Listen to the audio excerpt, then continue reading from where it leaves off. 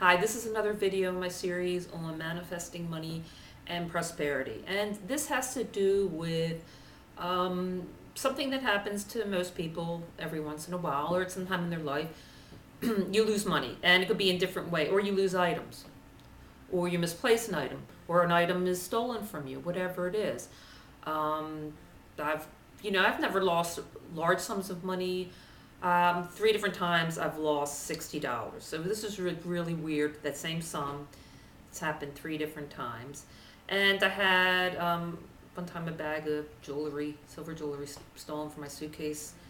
Before I wised up to know to put it on my carry-on, things like that. I've made like mistakes where I didn't cancel a subscription to something, and I was charged for months and months, and I wasn't even looking at my bank statements. So or things like that. And it was like hundreds of dollars that was unnecessarily spent. And people do all these kind of dumb mistakes with money. I mean, most people do, or have lost something or whatever. And what the problem is with that is, I mean, it's a bad thing. It's horrible. It's a terrible feeling. Nobody wants to lose money or lose an item or whatever, or to make mistakes with their money.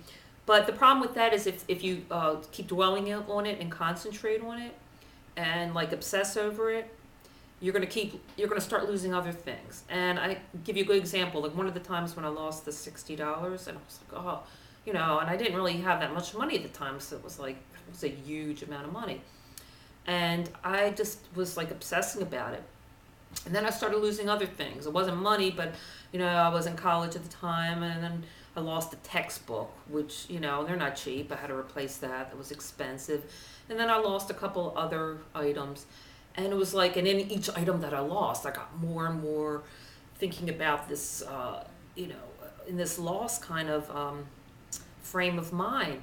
And I realized what I was doing, what was happening, and I knew I had to cut my losses. It was like, you know what? Those items are gone, the money's gone, the book's gone. I can't concentrate on it. I gotta just wipe it away from my mind and start fresh. And when I did that, the losses stopped. So if you make a mistake with money, if you lose something, whatever, you have to try not to dwell on, learn from it. Absolutely learn from it to prevent it from happening again if possible. But don't dwell on it.